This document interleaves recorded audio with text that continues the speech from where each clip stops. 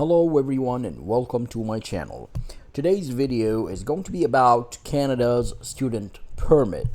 I know a lot of you have asked me questions on my channel about how to bring your kids to study in Canada, or maybe you are a student and you want to come to Canada to finish your education and you're wondering how to go about that, how to go to Canada and finish your education, or how to send your kids. It is possible, and it has been done so many times, and it happens every year that we get a lot of students from overseas, from all over the world, to study in Canada in different provinces. And as soon as they finish their education, whether they are in high school, in elementary school, primary school, whatever they study here in Canada, as soon as they finish, if they want to get a job, they also help them get a job in Canada and stay here, and they can apply for the permanent resident status in Canada. Even though they have been only students, they did not apply for immigration. There is a specific pathway for students that they can add up all the years they spent in Canada studying, add that as or towards getting a permanent residency in Canada and just live in Canada like a Canadian citizen. So I'm going to walk you through a few things in this video, and hopefully by the end of the video things are going to be clearer to you in terms of where to send your kids or where to come yourself if you're a student, and how much is it going to cost, if especially for those who are interested in joining universities and colleges in Canada. I'm going to give you a rough idea about how much it costs to study in certain different schools according to actual statistics from Canadian statistics. So let's get started with today's video.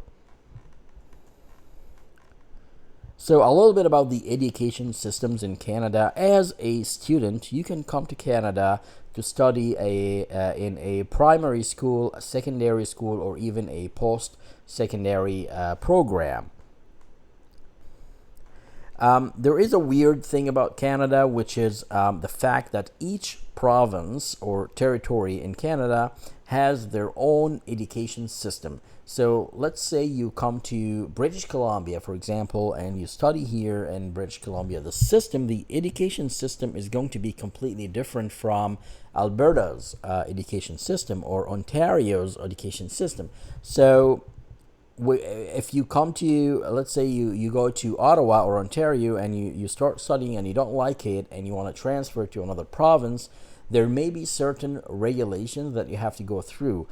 They might make you go through certain exams or certain programs because the education system is completely different.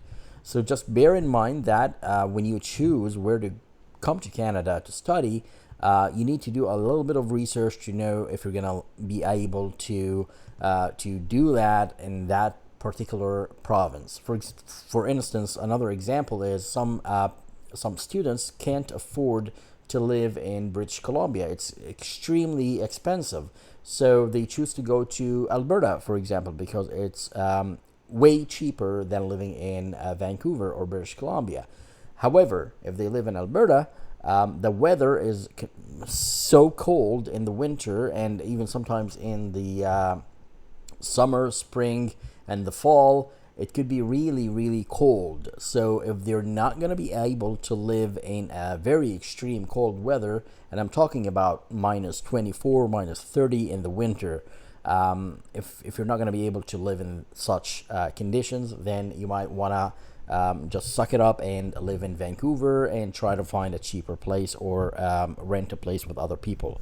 And I'm going to talk about accommodations in this video as well. So primary and secondary schools, they teach students up to grade 12, similar to other countries as well, I'm pretty sure. Post-secondary schools are basically colleges, universities, maybe private career colleges, and vocational and technical schools.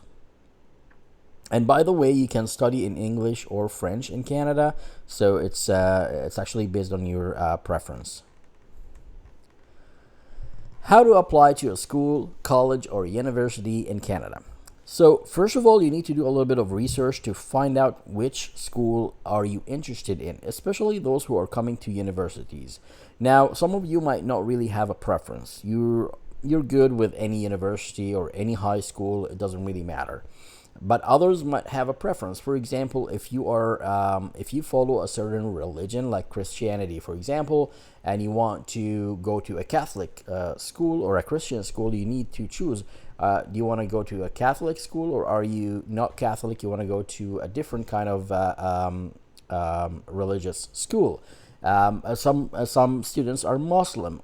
Do you want to join a Muslim school, because there are Muslim schools too, and so on? Do you want to join an Indian school or a Pakistani school? So depending on your preference, you need to do a little bit of research, and sometimes you might not find what you want, what you're looking for in the province that you prefer. Say you prefer BC, but you cannot find any Pakistani schools, for example, and you're sending your kids from Pakistan. So that might be a little bit frustrating, and you might have to change your plans and send your kids to another province or another city. Every school has different rules on how to apply. Of course, if every province is different in their education system, you might expect that every school is also different in how to apply to the school. But it's not very complicated. So, one thing you have to make sure about is to apply to those schools at least 6 months in advance if you want to study at a primary or secondary school, and at least a year in advance for post-secondary programs such as university. So I know a lot of students who come here to study pharmacy, so like School of Pharmacy. So you have to apply at least a year in advance, because the process itself can take really long, and they might ask you to do some preschool education, and you can probably do that here in Canada or back home, so wherever you're from. So yeah, make sure to if you're applying for a university, apply at least a year in advance.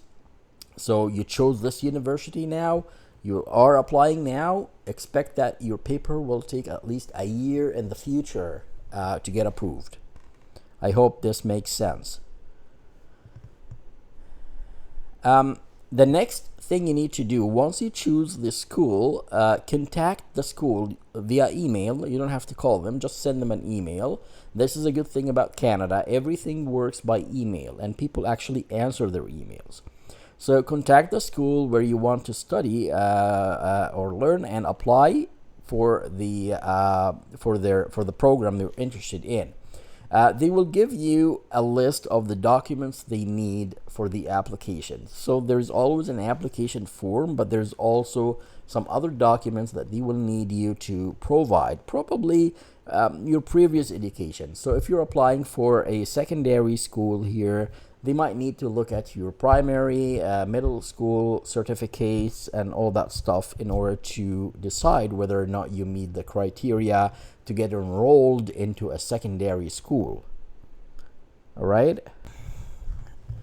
And the good thing too, once you email the school, they will be able to email you back with the cost that you should expect, the cost of tuition, the cost of living in that city where the school is, the cost of health insurance, because you have to apply for health insurance as a student. And I know that you heard that Canada has free healthcare systems, but as a student, you are not eligible for the free healthcare system. And trust me, even if you are the healthiest person in the world, you need a health insurance plan, and they're not expensive. They'll cost you maybe I don't want to give you a number, and then you would quote me on it, because it might not be very accurate. But as the last I checked, it might cost you, if you don't have severe dental issues, you don't want to include a dental plan, or you will include a basic dental plan, it might cost you something around $75 a month for a complete health insurance that will cover your health and safety, you cover your emergencies, you cover your basic dental issues like any filling or extraction or something easy. So you will need a health insurance. They'll give you plans that you can Google, and there are so many health insurance companies in Canada that you really have to do your research. And I'm going to make another video about all the preferred health insurance companies here in Canada, because some of them you should avoid. They don't really do anything, but some are really good. So I'm going to make another video about that. They will also give you information about rent and how much it costs to live in Canada. Now, bear in mind that you don't just need rent, you also need to have some money for food, drinks, maybe buying some basic stuff, even if you don't have to buy clothes and stuff like that, but you still have to have some budget for just in case, for emergencies, if you want to make a purchase, something like that. It's not going to be a big budget, but just keep that in mind. And you also pay the bills. So even though you're a student, you might have to pay electricity bill, which we call the hydro bill here, or any gas bills if the place you're renting has gas stove, for example, and stuff like that. Now, before I move on, I want to say something. There are a lot of people in different communities. For example, let's say we've been talking about British Columbia a lot. Let's say you are going to school, like secondary school here in British Columbia. That's high school, and you're coming on your own. You don't have any family members here, so there are communities and there are certain blogs that you go on, and you choose a host. This host will actually host you in their house, so you live in their house. Maybe it's a basement in the house. It's a fully furnished basement. It has everything you need, and you don't have to pay electricity. You don't have to pay anything. You just pay them a little bit of rent, and that's all. And you can actually share the house with them. They invite you on Christmas or Thanksgiving. You're part of the family, basically, and you just pay just a little bit of rent to the family, and they have you until you finish your program. So this is something you might want to look into. And instead of renting a condo or a house in the city, which might cost you a lot of money, and you'll still be on your own, nobody's looking after you. These communities are actually very trusted communities, and they are under the educational board, so they are monitored by the educational specialists. So they're really decent people. And you can also choose between different religions if you want a specific religion, Christianity, Muslim, whatever, Hindu, Sikh, or whatever. We have so many religions in Canada, so you can choose a family from a certain religion so that you might feel more comfortable staying with them. So I just wanted to bring that up because I know that some parents out there might be concerned about their kids moving to Canada and nobody's looking after them. This might be an option for you, and I'll make a whole other video about that. Yeah, they might ask you to do some language tests, especially if you're coming from a country that doesn't speak English or French, and depending on your program, if it's English or French too. So let's say you're coming from India, and I know that all my Indian friends speak English even better than me. So you still might have to do some English tests and prove that you are actually fluent in English language. And the most common tests are IELTS or TOEFL or some other Canadian tests. So they're not really hard, but it might be something you have to keep in mind that you have to do before you come to Canada.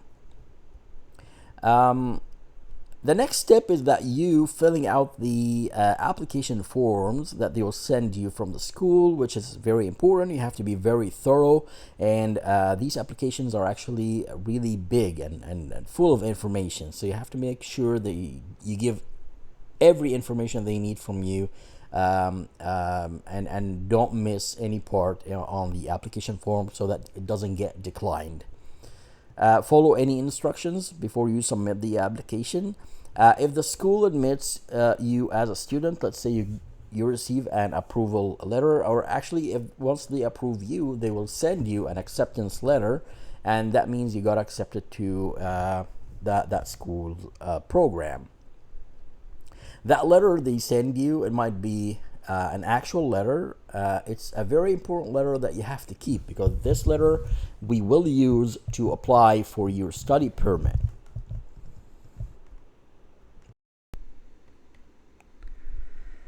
All right, now, is there a place that you can go and look for all the programs available in Canada and choose whichever program you like? Yes, there is a place that I brought to you today that is actually a website, and you can go and look up all the programs available in Canada and choose whichever you like for yourself or your kids, and start even the application or the contact forms on that website. And that website is actually called educanada.ca. This is a very important website I want you to save. I'm going to leave it in the description too to make it easy for you to click it. It's going to be under the video in the description area.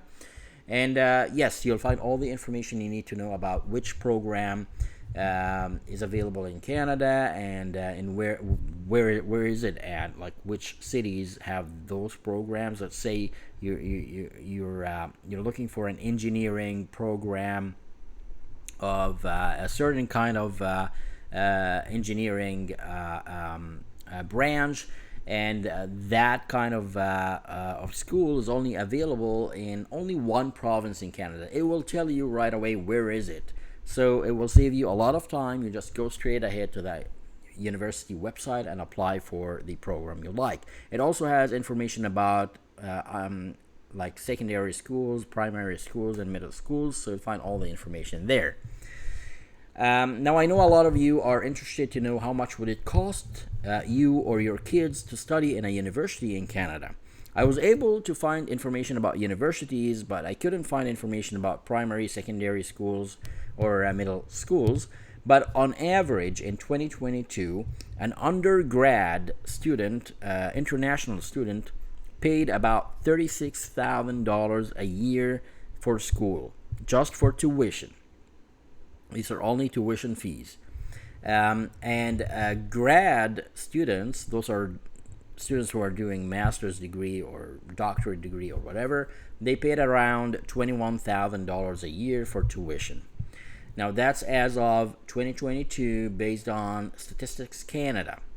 On average, the living costs in Canada were about $15,000 a year for students, for university students specifically, but that information was dated back in 2019. They don't have any recent information about the inflation.